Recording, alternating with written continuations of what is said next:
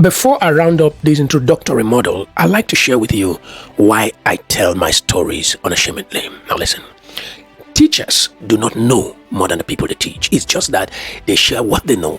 And that way they know more, they get deeper, and then they get better. This is so important. This is so profound. Teaching, sharing knowledge, sharing experiences have a way of making you more grounded in your journey of victory. For me, ordinarily. I don't know exactly why, but it depends on each individual sense of worth and then sense of value. Otherwise, ordinarily, you shouldn't overcome a past lifestyle and then be ashamed to share about it, when you can instead show other people who are struggling with the same thing that you've gotten victory over. You can show them exactly how they can experience their victory.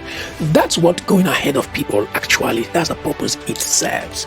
And matter of fact, one of the requirements for permanently dealing the fatal blow on circles and patterns in our past lifestyles is to train others on how to overcome, especially when we have overcome or made reasonable progress. This is so important. There is a check and an enabling that sharing about your victory places on you and then reinforces that victory. I share my story to empower others. I share my story to silence accusers. I share my story to destroy permanently that appetite for going back. Look at Jesus Christ or Apostle Paul. Have you ever asked yourself, why is it that they went about, Jesus was all over the place showing people who cared to see the scars, the wounds in his hands and in his feet. Paul was everywhere telling them people how he was flogged 40 strokes less one, how he was shipwrecked, all the difficulties he had to deal with, and how much God has helped him. Paul was so energized in his spirit, in his soul, that even though he was in prison, he was the one encouraging people who were in the liberty of their own houses. He said to them, rejoice in the Lord, and again I say rejoice. Can you imagine that the person who wrote that scripture was in confinement when he was encouraging other people that were in freedom how to rejoice? Paul told the story. I say this with very profound responsibility because as I counsel with people and help people deal with addictions, I've come across people who were gay, and when they became free, when they became born again, when they had a new lease of life, nobody knew that they had changed. And so you have a situation where people who knew them for their past are bringing accusations today like it's something that happened yesterday. And I'm like, how in the world? A young chap chatted me up online and he was like, do you know so and so person, man of God?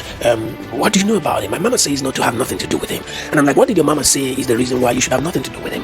He said, my mama never told him. That's another challenge with parenting, when we do not give people sufficient information as to why and what. The curiosity in that child would have led that child to go meet that person, and then that child would have been abused if there was such a case. When that child said that, it was a second, because someone else had told me how this same person worked with him in a church environment and messed up with guys. And so I was compelled to invite this person. I'm like, tell me about this. This person said this person is saying this. Can you tell me something about you? And then he begins to tell his story, how that happened before he became a Christian, how that happened before he became a man of God.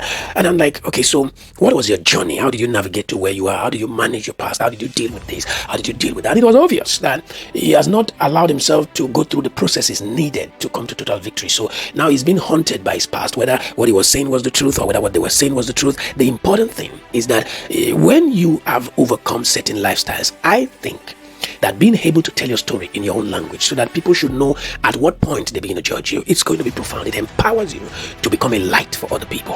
Thank you so much for being part of this introductory model. I'd like you to get set, because listen, as we go into model 2 and begin to have conversations with your understanding about how the human mind works, your journey to freedom has just begun.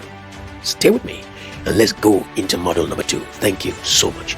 This is going to be one of your best experiences ever.